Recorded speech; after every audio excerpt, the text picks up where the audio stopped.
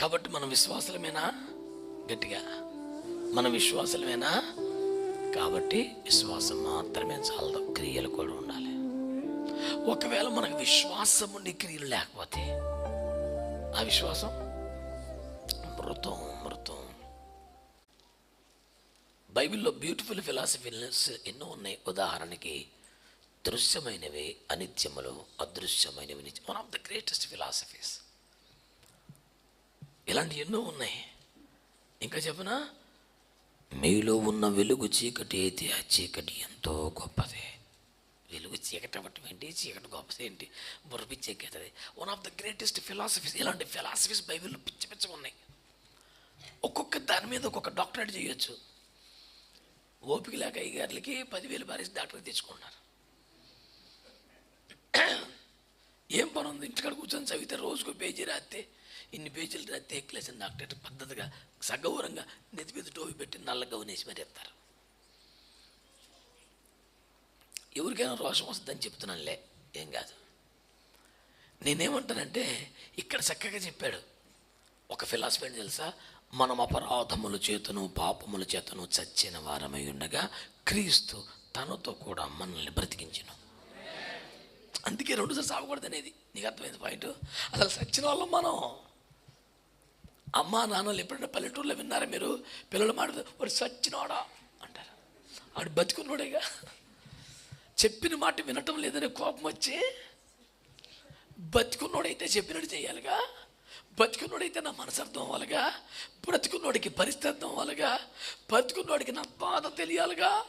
అసలు అడి ఉండి సుఖమేంట్రా, నా సంతోషం అర్థం అవుతుంది, నా బాధ అర్థం. అడి ఉన్నాడా సచ్చాడా అన్న బీపీ పెరిగి, అరే సచ్చినోడా ఇట్లారా అంటే సచ్చినోడు నడుచుకుంటూ వస్తాడు.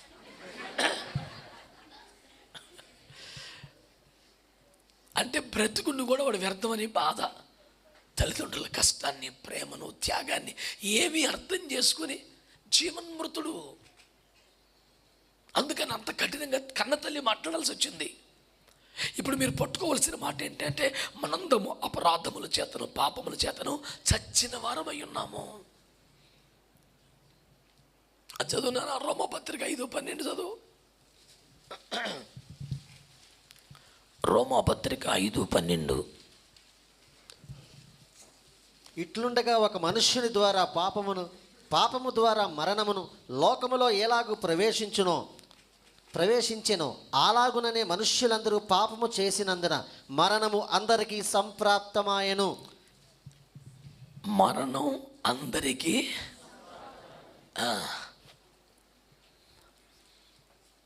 ఆడెవడు దగ్గి తిడికి రాలా?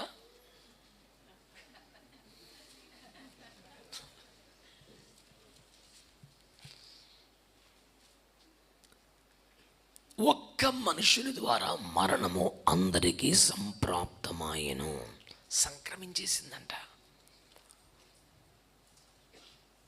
అందరూ చాలా లాజికల్గా పెద్ద పెద్దగా బాగా చదువుకున్న వాళ్ళు కనుక ఇదేదో టీవీలో కూర్చొని మాట్లాడతారు. కానీ నేను ఒక 10 లక్షలు అప్పు చేశాను అనుకోండి, ఈ అప్పుతో ఏమీ సంబంధం లేని అభము శుభమే తెలియని నా కుమారుడు పుట్టాడు అనుకోండి, ఆడు అప్పులో పుట్టినట్ట కాదా? ఆడికేం పాపం తెలుసండి, చేసేది ఏమీ లేదు. మీరు ఒప్పుకోకపోతే గూగుల్ తెచ్చుకోండి, ఆంధ్రప్రదేశ్లో నా నెత్తి మీద ఎంత అప్పు ఉందని. గూగుల్ అమ్మ చెప్పుద్ది నీకు నీ నెత్తి మీద ఎంత ఉందని. ప్రభుత్వంలో అడుగు, మీకోసమేగా చేసామంటారు. ఏళ్ళని మరి సెలవిచ్చిన మాట అది.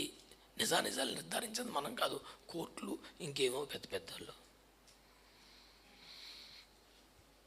లేటెస్ట్ ఒక ఆయన సర్వే చేసి యూట్యూబ్లో చెప్పాడు, పుట్టబోయే తరం మీద కూడా ఇన్ని లక్షల అప్పు ఉందని పెట్టి చెప్పాడు. అంటే పుడతమే ఎందులో పుడుతున్నాడు తెలుసా? అప్పులో పుడుతున్నాడు. తప్పు లేకుండా అప్పులో. ఇదంతా ఎందుకు చెప్పాను తెలుసా? మనము జన్మించటమే మరణములో అడుగు పెట్టాం. That is the philosophy which is very odd, very typical to share even. మరణములోకి జన్మించడం ఏంట్రా, బుర్రన్న మాట్లాడితే ఏం మాట్లాడుతున్నావురా, అడిగి పిచ్చెక్కిపోయింది అని రేపొద్దున ఎంతమంది ఇన్ని తమ్ముళ్ళు తయారు చేసుకుంటారు. బతకని పాపం తప్పులేదు, వాళ్ళ జీవనాధారం కొట్టేయకూడదని మేము కూడా ఎంతో ప్రేమతో ఆడి కోసం కూడా సోత్రం అంటున్నాం రోజు. అచ్చంగాడు బతికేది ఆటి మీద అయితే బతకని పెద్ద ఇబ్బంది ఏముంది.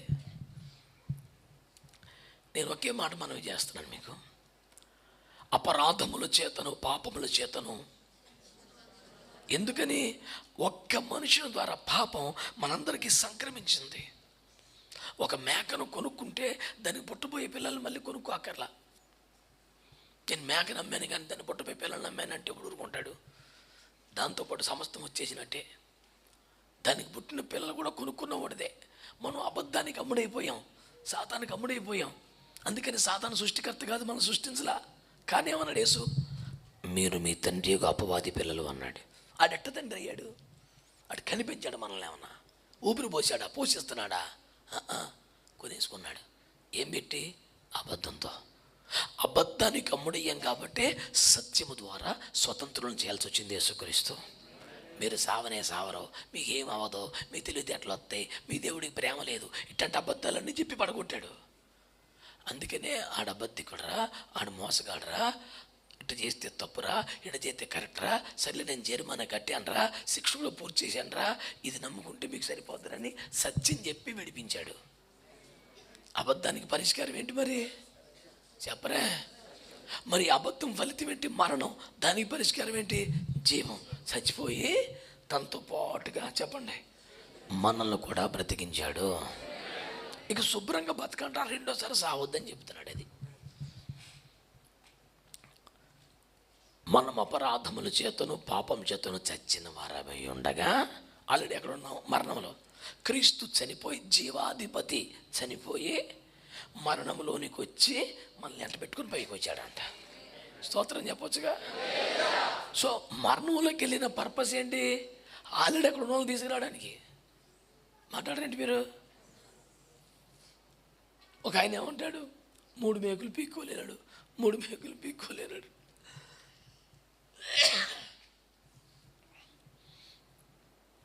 ఆయనకి సెలువు మీద వేలాడుతున్న శరీరం ఒక్కటే తెలిసింది. వారికి ఆత్మ ప్రత్యక్షత లేదు కదా. ప్రకృతి సంబంధి ఉన్నవాడు ఆత్మ సంగతులను గ్రహింపలేడు. అవి అతనికి వెర్రితనంగా ఉంటాయట. పని మళ్ళీ గొర్రెలు మీరు అంటాడు. కానీ ఫ్యాక్ట్ ఏంటి? ఆ శరీరాన్ని మనకు శిక్ష విధించడానికి ఉపయోగించుకొని దాని మీద మరణమును పాపమును తన శరీరముపై ఆయన శిక్ష విధించుకొని దాన్ని అక్కడ పెట్టి ఆత్మ ఏం చేశాడు?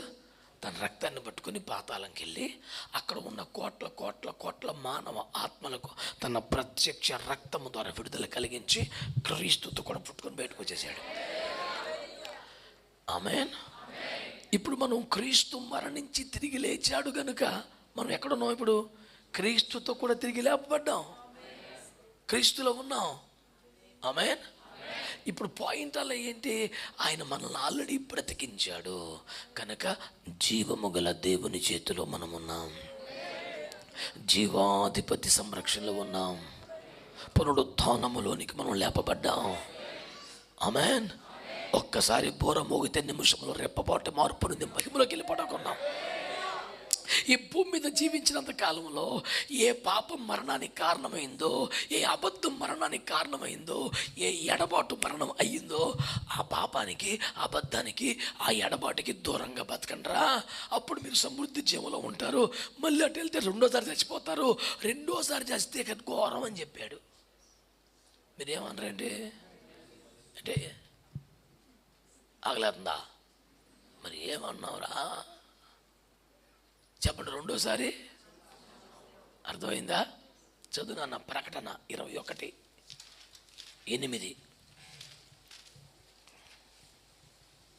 పిరికివారును, అవిశ్వాసులను, అసహ్యులను, నరహంతకులను, వ్యభిచారులను, మాంత్రికులను, విగ్రహారాధికులను, అబద్ధికులందరూ అగ్నిగంధకములతో మండు గుండములో పాలు పొందుదురు. ఇది 2వ మరణము. ఆమేన్. 2వ మరణం అంటే ఏంటి? నరకం రా నాయన. అర్థమైందా? అగ్ని ఆరదో పురుగు చావదో. ఆ డైలాగ్ ఒకటి కంటతో వచ్చింది తప్ప ఎవడెవడు పోతాడు అందులోకి? అబద్ధికులు, పిరికోళ్ళు, అవిశ్వాసులు. అసలు ఫస్ట్ ఆ లిస్టులో ఫస్ట్ పేరే పిరికోడు. ఎవడు చెప్పండి అనరా?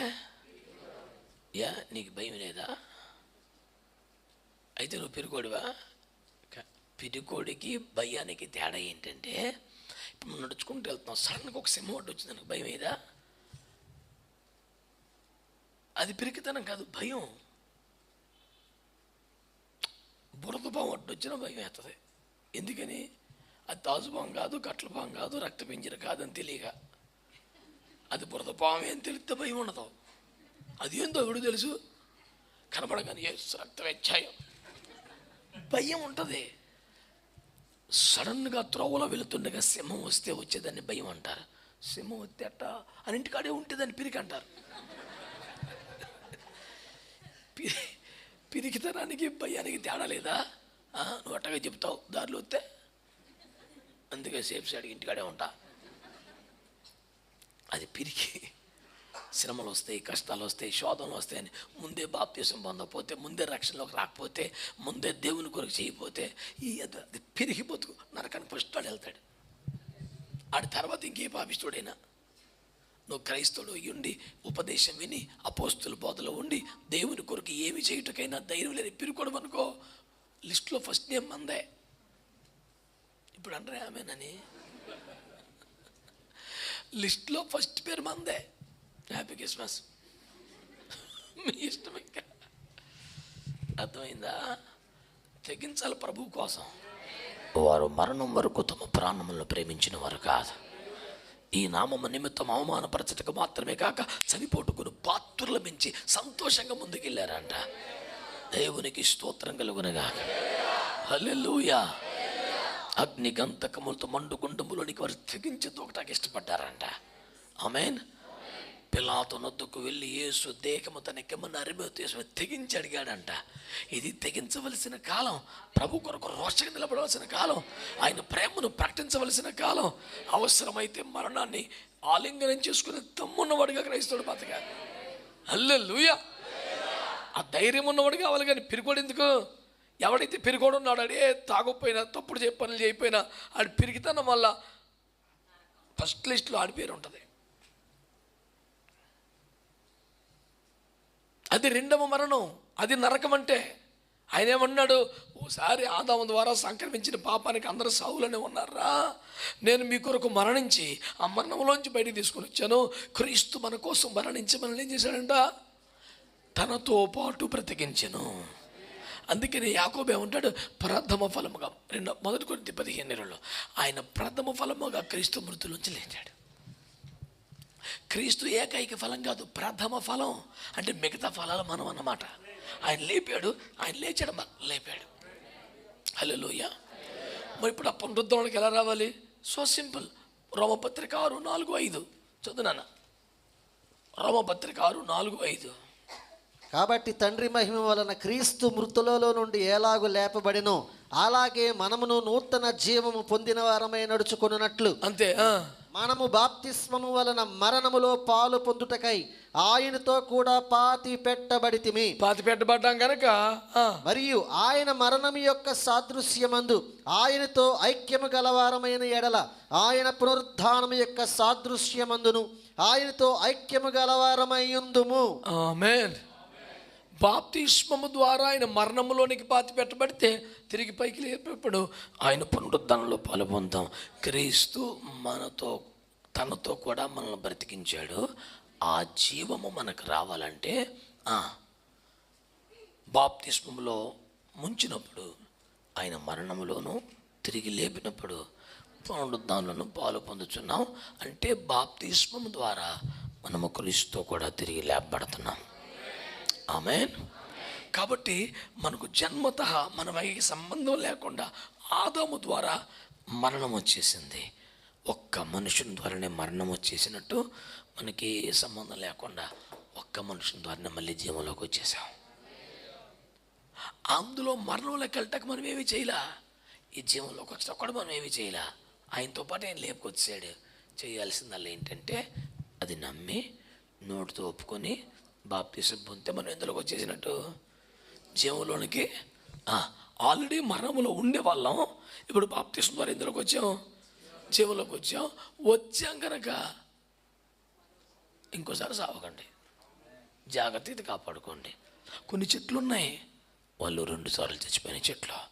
కోరహు, కయ్యను, బిలాం వంటి పేర్లు చెప్పి వాళ్ళు చాలా ప్రముఖులు, చిన్న చితకోలేం కాదు. వాళ్ళు 2సారి చచ్చిపోయిన చెట్లు, ఇంక వేస్ట్ అని చెప్పాడు. ఇక వారికి గాఢ అంధకారం ఏం చెప్పాడు. ఎవరికైతే ఆ తిరుగుబాటు ఉందో, ఎవరికైతే తిరస్కారం ఉందో, ఎవరైతే తప్పుడు మార్గంలో ప్రయాణం చేస్తున్నారో వాళ్ళందరికీ గాఢ అంధకారం 2సారి చచ్చినట్టేగా. చూడండి, కయ్యను ఏం చేశాడు, ద్వేషంతో అసూయతో సహోదరుని మీద దాడి చేశాడు. కోరహ ఏం చేశాడు, తిరుగుబాటు చేసి దైవజనుడి మీద చాలా వ్యతిరేకంగా మాట్లాడాడు. బిలాం ఏం చేశాడు, తప్పుడు మార్గంలో డబ్బు కోసం చెడ్డ మార్గాన్ని ఎన్నుకున్నాడు. వాళ్ళందరూ 2సారి చచ్చిపోయిన చెట్లతో సమానం. ఆలోచించావా, ఇలాంటి లక్షణం ఏదైనా నీలో ఉందేమో? ఒకవేళ బహుమానం వస్తుందంటే బిలాములాగా పరిగెత్తే పరిస్థితుందా? నీకంటే చిన్నవాడు వాడబడితే అసూయపడే కయ్యను లాంటి స్వభావం ఉందా? నీకంటే పెద్దవారిని, ఆత్మీయ తండ్రులను గౌరవించని, నాయకులను గౌరవించని కోరవ తిరస్కారం ఉందా? ఈ లక్షణం ఏదున్నా 2సారి చచ్చిపోయే చెట్టుగానే ఉంటావు, చాలా ప్రమాదం. అట్టి వారికి గాఢ అంధకారం తప్ప ఇంకేం మిగలదు. 2సారి చావకూడదు బాబోయ్ అన్న భయం నీ కడుపులోకి వస్తే, నీకంటే చిన్నవారు వాడబడినా నువ్వు సంతోషించాలి, వారిని ప్రోత్సహించాలి. 2, ఎంత బహుమతం వచ్చినా తప్పుడు త్రోవకి వెళ్ళకూడదు. ఏ బహుమానం కోసం కూడా దారి మార్చకూడదు. ప్రభు చూపించిన మార్గంలో వెళ్ళాలి, వేరొక రూట్లోకి వెళ్ళకూడదు. 3, నీ పై నాయకులను, తండ్రులను గౌరవించి వారి మాట విని లోబడి ఉండాలి. తిరస్కారం చేస్తే చచ్చిపోయే 2సారి చచ్చిపోయే చెట్టు అది. అలాంటి వారు 2వసారి చచ్చిపోయే చెట్లు అని రాశాడు. ఒకసారి మనం చచ్చే ఉన్నాం, యాక్చువల్గా క్రీస్తు మరణించి మనల్ని బ్రతికించాడు. 2వసారి చావద్దు, జాగ్రత్తగా బతకమంటున్నాడు.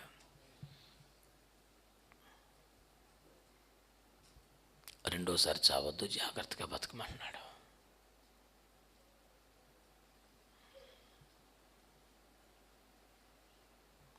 నా మాట మీకు అర్థమైందా? కాబట్టి 3 మనసులు పెట్టుకోండి. ఒకరు కయ్యను, తనకంటే చిన్నోడు అంగీకరించబడితే తట్టుకోలేకపోయాడు. 2, కోరహు, ఆత్మీయ తండ్రులపై తిరుగుబాటు చేశాడు. 3, బిలాము, బహుమానం కోసం తప్పుడు దారిలో పరిగెత్తాడు. ఈ లక్షణాలు ఉంటే 2సార్లు చచ్చిపోయే చెట్టు నువ్వే. చాలా జాగ్రత్త. అవి నీళ్ళు లేకుండా ఎప్పటికప్పుడు జాగ్రత్త పడాలి. వాక్యం అనే అర్థంలో నీ జీవితాన్ని ఎప్పటికప్పుడు నువ్వు చూసుకుంటూ ఉండాలి. దేవునికి స్తోత్రం కలుగునుగా. హల్లెలూయా. కాబట్టి ఇప్పుడు మృతుడివా, సజీవుడివా?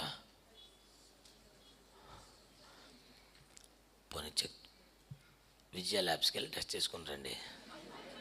ఏందిరా మరి, మీరు మృదులా సజీవులా? అది ఇప్పుడు బతికినట్టు ఉంది పని.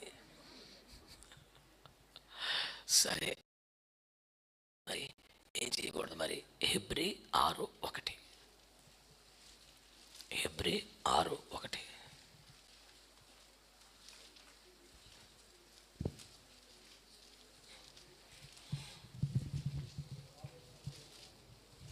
కాబట్టి నిర్జీవ క్రియలను విడిచి మారు మనస్సు పొందుటయు, దేవుని యందలి విశ్వాసమును, బాప్తిస్మములను గూర్చిన బోధయు. చాలు ఫస్ట్ మాట ఒక్కటేనండి.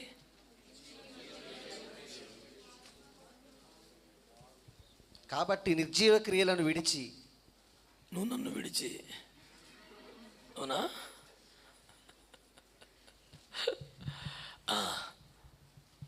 ఏ విడిచిపెట్టాలా?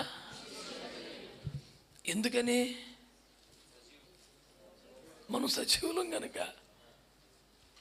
నిర్జీవ క్రియలు సజీవుల దగ్గర పెట్టి దరిద్రం. సింపుల్గా సచ్చినోడి క్రియలు ఉంటాయా? సచ్చినోడికి క్రియలు ఏమైనా ఉంటాయా?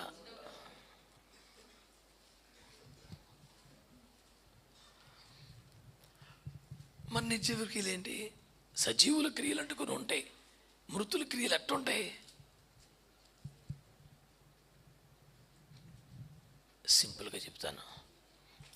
అపరాధములతో పాపలతో చచ్చిన వారు ఏమైతే కార్యాలు చేస్తుంటారో క్రీస్తుతో కూడా బ్రతికించబడినవాడు అవి చేయకూడదు. అవి మృతులు, తమ మృతులు వాళ్ళు చేసుకుని మనం చేయకూడదు.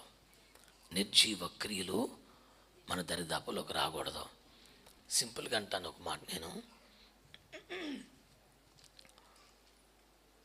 సజ్జనుడి మీద ఈగ వాళ్తుంది, వాడు ఏం చేస్తాడు?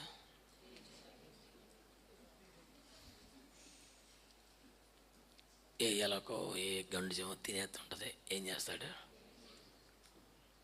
ఒక ఆశ, ఒక కోరిక, ఒక బలహీనత, ఒక లక్షణం, ఒక చర్య మన ఆత్మీయ జీవితాన్ని తినేస్తుంటే, నాశనం చేస్తుంటే అసలు స్పందన లేదంటే ఆడు సచ్చినోడు.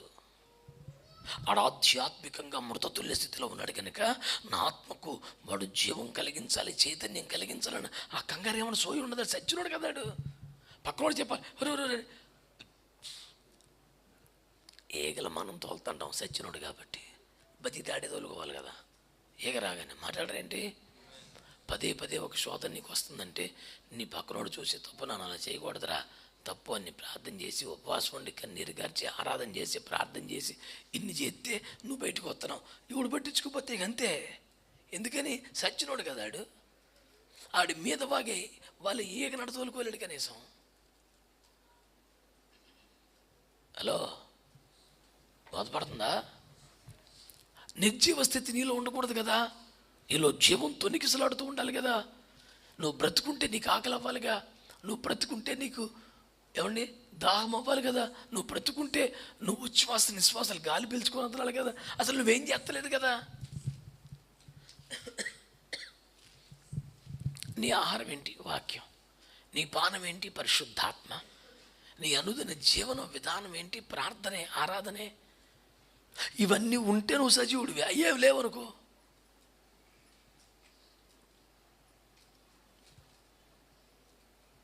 కట్టిన ఇల్లు తన ధాన్యమును కనబడువన్నీయును నిజముగా. ఎప్పుడు చచ్చిపోతే తీర్థమేగా. అప్పుడు దాకా గంభీర పరదేశులమో ప్రియులారా, ఎంత పెద్ద స్వరం వచ్చేంతో కూడా ఎవడు చచ్చిపోతే. శ్రద్ధగా వినండి బిడ్డలారు ఈ మాటలో. నువ్వు సజీవుడు అయితే నిర్జీవ క్రియలు ఎందుకున్నాయి? పౌలు అంటాడు, నిర్జీవ క్రియలను విడిచిపెట్టండి. మృతులకు సంబంధించినది నువ్వు చేస్తున్నావు. మృతునికైతే ఏం చేయాలా? పౌడర్ కొట్టాలా, సెంటు కొట్టాలా, వాసన రాకుండా ఏదో చేయాలా, ఏగిరి ఇంకొకటి తోమాలా. సజీవుడు అడి చేసుకుంటా ఇవన్నీ. నిన్ను ఎంతసేపు ఇంకొకటి బలపరచాలి, ఎంతసేపు ఇంకొకటి హెచ్చరించాలి, ఎంతసేపు సచ్చినోడు పెట్టరా. నువ్వేమన్నా నువ్వు బ్రతుకుంటే సోయి నీ మీద ఉండాలి కదా. అవునండి, మీరు ఉండాలా అక్కర్లేదా? తప్పు, నన్ను అలా చేయకూడదురా, అలాంటి చూడకూడదు, అలాంటి చోటుకి వెళ్ళకూడదు. పొద్దుకోకలు ఇంకోటి చెప్తే నువ్వు బతుకున్నాడు సచ్చినోడువా.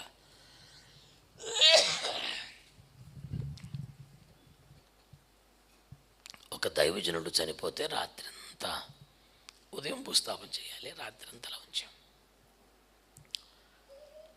అందరూ చుట్టూ కూర్చొని పాటలు పాడుతున్నారు, వాక్యాలు చెబుతున్నారు, నడుస్తుంది. ఉదయం 5 గంటలకు ఒక భక్తురాలు పేస్ట్ బ్రష్ పట్టుకొచ్చింది. ఏంటంటే అయ్యగారు బ్రష్ చేయలేదు, నేను చేసేస్తాను బ్రష్ అంటాను.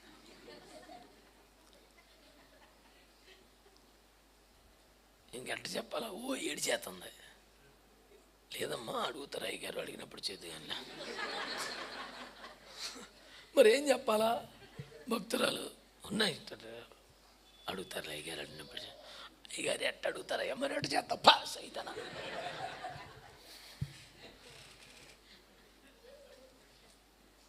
వేసాలి కాబట్టి ఎందుకు పెద్ద అంత కొన్ని వేల మంది జనం ఉన్నది అక్కడ.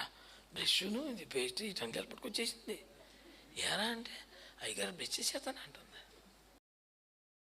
బ్రష్ చేసేది అంతమందిలో. సర్లేమ్మా కూర్చో, అయ్యగారు అడుగుతారు, అడిగి చేసి. కానీ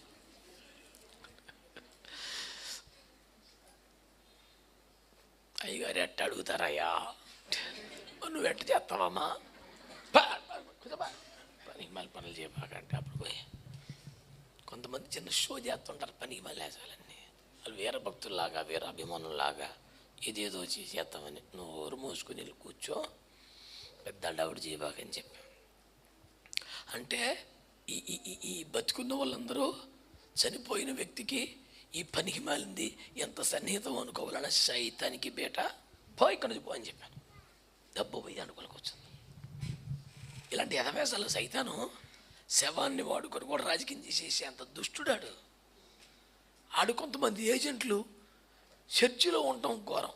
ప్రభు అందరినీ మారు మనసు దయచేయను గాక. వాళ్ళ కోసం అని చెప్పండి రా, పర్లేదు. నాకెందుకు చుట్టుకుంటుంది అన్నట్టు చూస్తారు, మనకేం చుట్టుకోదు. ప్రేత వస్త్రాలు ఆడుకుంటే మనకెందుకు ఉంటాయి? ముక్కులో దూది అడిగి పెడతారు, మనకెందుకు పెడతారు? పొట్ట మీద ఉప్పు అడిగి కడతారు, మనకెందుకు కడతారు? కాలు పొట్ల మీద 2 తాడు అడిగి కడతారు, మనకెందుకు కడతారు? ఇవన్నీ నీకుంటే మరి నువ్వు శవమే కదా, మాట్లాడరే. అందుకనే చేతికి ఇక్కడ అక్కడ ఏదో ఒకటి కట్టుకొని వస్తుంటారు కొంతమంది. కట్లు మనకు ఉండవరా. ఊరుకొని 50 రూపాయలు పెట్టుకొని నన్ను బ్యాండ్ అన్నాడు. అది 5 రూపాయలు 45 రూపాయలు ఒరిజినల్ బ్యాండ్ రా.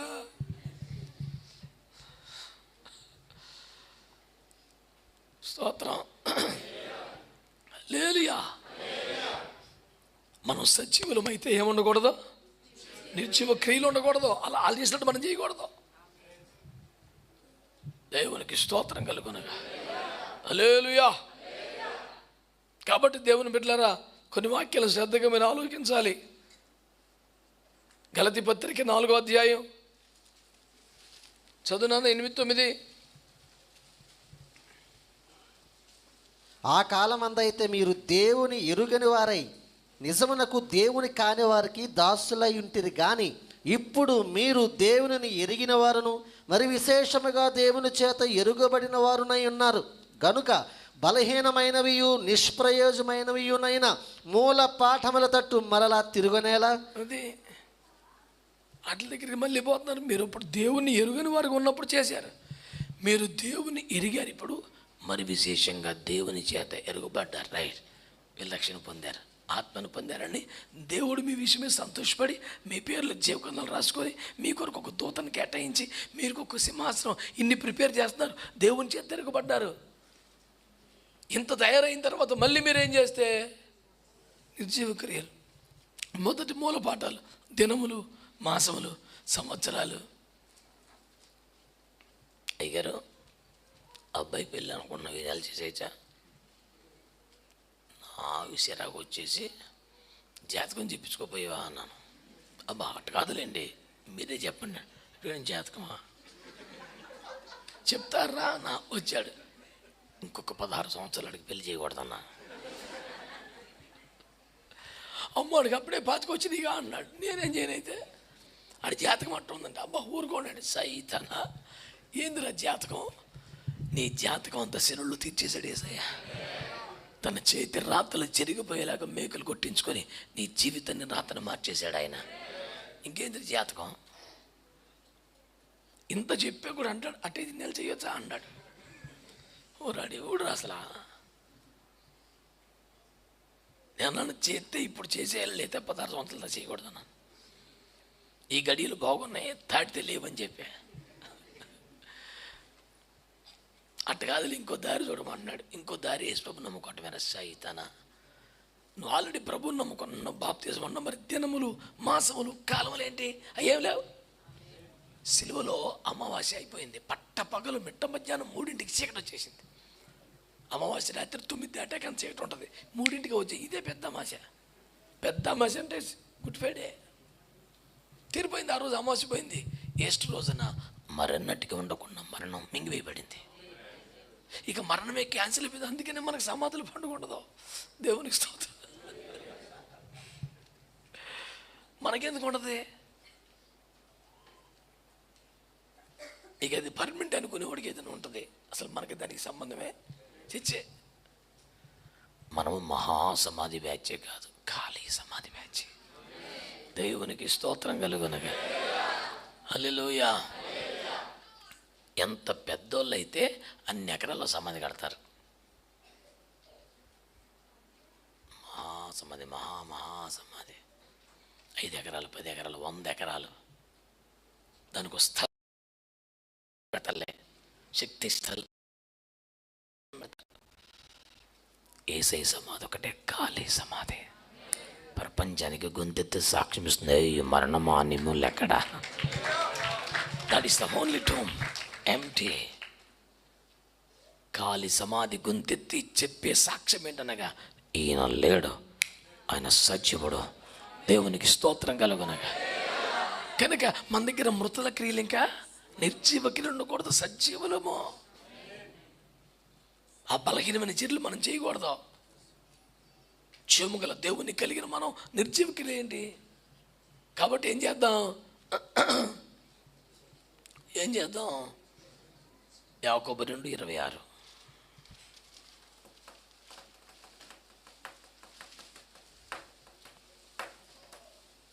ప్రాణము లేని శరీరం ఎలాగ మృతమో అలాగే క్రియలు లేని విశ్వాసమును మృతము.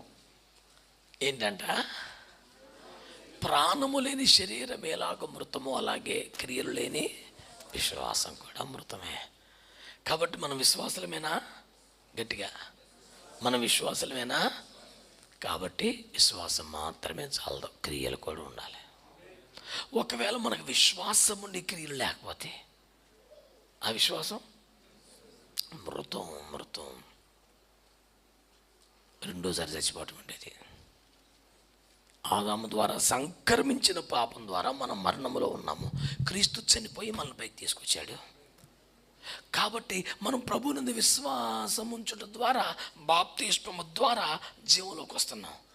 జీవంలోకి వచ్చిన మనం మళ్ళీ నిజీవక్రియలు చేస్తే, విశ్వాస జీవిత క్రియలు లేకుండా ఒట్టి విశ్వాసం మాత్రమే కలిగి ఉంటే మృతులమే. అర్థమైందా? రెండోసారి చచ్చిపోవటం అంటే ఏంటంటే, ప్రభువునందు విశ్వాసం ఉంచుతారు, ఏ క్రియలు ఉండవు, ఒట్టి విశ్వాసమే, క్రియలే ఉండవు. రెండోసారి సాగుకు దగ్గర పడ్డ బ్యాచ్ అది. అర్థమైందా? కాబట్టి మనం ఎలా ఉండాలి? విశ్వాసానికి సరిపడా క్రియలు కూడా ఉండాలి. ప్రకటన గ్రంథం 3:2. ప్రకటన. నీ క్రియలు నా దేవుని ఎదుట సంపూర్ణమైనవిగా నాకు కనబడలేదు గనుక జాగరూకుడవై చావనై ఉన్న మిగిలిన వాటిని బలపరచుము. ఆమేన్. అంటే మీ క్రియలు లేవు కాబట్టి మృతులు అన్నాడు. ఇప్పుడు వీళ్ళు ఏమంటాడు? క్రియలు ఉన్నాయి కానీ సంపూర్ణం అవ్వట్లేదు. మొదలు పెడతారు అంతే సంగతులు. ఇది మొదలుకొని తెల్లవారుతాను 4 గంటలకు నిలువు మోకాలు చేతులెత్తి హల్లెలూయా.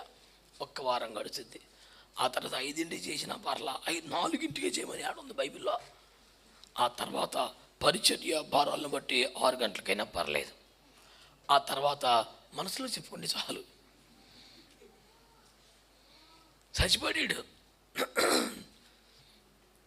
తిరిగి ఊరి మీద పనులను చేసుకొని రాత్రి 10 గంటలకు వచ్చి స్నానం చేసి వేడి అన్నం తిని అట్టబడి చచ్చిపోతాడు.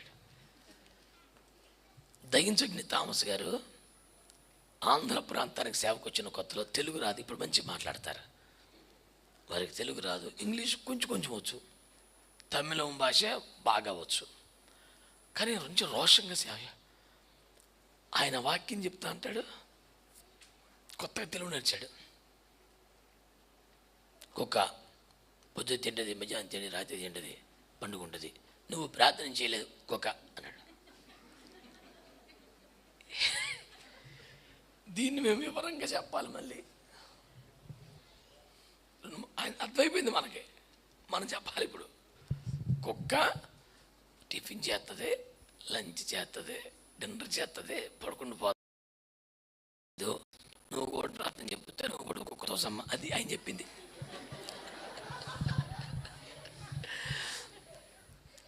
నా దేవుడు రసం, నేను రసం అనేవాడు. అది మళ్ళీ చెప్పాలి మనం. No prayer, no breakfast. అన్ని ఎరుకొచ్చి మళ్ళీ మేము చెప్పాలా? ఎందుకు చెప్తున్నాడంటే, సజీవుడైతే నీకు ఆకలి ఉంటుంది కదా, వాక్యం చదవాలనిపించ, ప్రార్థన చేసుకోవాలని నీకు అసలు ఆ ఫీలింగే రావట్లేదు. చచ్చిపోయాడు నువ్వు. నాకు కొంచెం ప్రాణం పోవట్లేదని ఇంకో దగ్గరికి వెళ్ళి కబురు రాయించుకొని వస్తాడు వీడు. నువ్వేమి రాయించుకున్నావు, ఆల్రెడీ చచ్చిపోయావు కదా. శవానికి ట్రీట్మెంట్ చేసే కార్పొరేట్ హాస్పిటల్స్ ఉన్నాయట నాకు తెలియదు.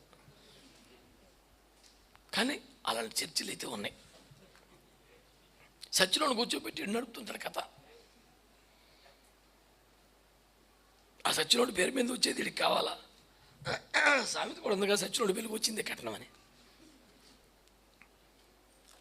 ఈ దరిద్రం నశించునుగాక. వీడి క్రియలు ఉన్నాయి కానీ ఆ క్రియలు సంపూర్ణంగా మొదలెడతాడా? ఏదైనా కొన్ని రోజులే, ఆ తర్వాత ఏముండదు. క్రియలు లేనోడు సచ్చినోడే,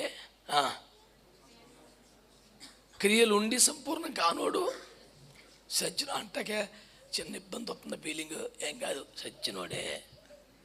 1 తిమోతి 5:6.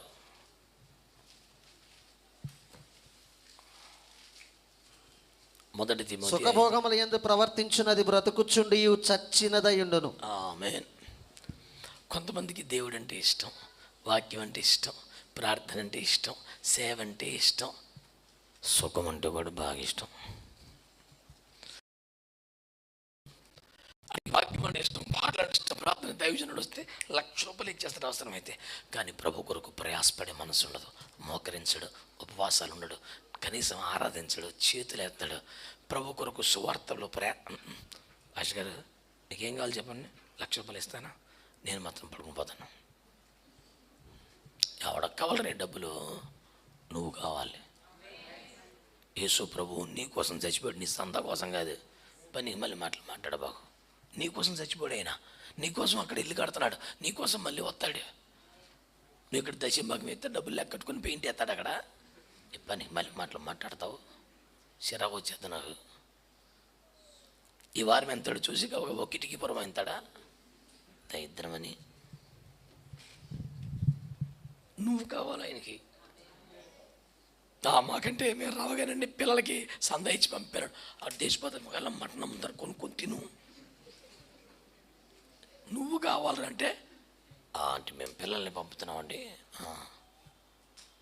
నువ్వు అనుకున్నావు చర్చికి పిల్లలు అవుతున్నారు, నేను పర్లేదు, నువ్వు వాళ్ళే వెళ్తారు.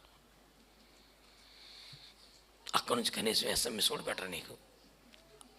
అవే వారం ఉండదు. Daddy safely reached heaven, go to hell అని అలా మెసేజ్ పెట్టరుగా. నువ్వు వెళ్తావే. ఇక ఇలాంటి తింగర పనులు మానేసి దేవుని సన్నిధికి రండి. ఇది పునరుద్ధానుని సన్నిధే. మృతులు సజీవులుగా మార్చే దేవుని అభిషేకం ఇక్కడ ఉంది. పాడుచుండగా ఆమేన్, దైవజనుడు ప్రార్థించగా మరణము జీవముగా మార్చిన సన్నివేశాలు ఎన్నో ఉన్నాయి. కాబట్టి మనందరము జన్మతః మరణంలో ఉన్నాం, క్రీస్తు మనల్ని బ్రతికించాడు. దాన్ని విశ్వసించి బాప్తిసం పొందే జీవంలోకి వచ్చేస్తాం. రెండోసారి చావకూడదు. నిత్య క్రియలు, దినాలు, మాసాలు, సంవత్సరాలు దరిద్రం చేస్తే నెంబర్ 2 విశ్వాసం ఉంటుంది కానీ క్రియలు లేకపోతే సచ్చినోడే. నెంబర్ 3 క్రియలు ఉన్నాయి కానీ సంపూర్ణం అవ్వకపోతే సచ్చినోడే. అన్ని బాగానే ఉంటాయి కానీ అసలు ప్రభు కొరకు ప్రయాసపడే మనసు ఉన్న సుఖభోగాల మీద ఆసక్తి ఉంటుంది, వాడు సచ్చినోడే. 4 రకాల మూతులు చూపించాను. పునరుద్ధాన బలంలోనికి రాకపోతే అటే పోతారు, ఇటు రెండవ మరణంలో. కనుక ఆల్రెడీ ఒకసారి చచ్చిన వాళ్ళమే ప్రభు మనల్ని బ్రతికించాడు. నా ప్రసంగం ఏంటి? రెండోసారి చావనయ్యున్న మిగిలిన బ్రతికించుకో. మెలకువగలండు, సజీవ చైతన్య ప్రవాహంగా మారు. దేవుడు మిమ్మల్ని ఆశీర్వదించునుగాక.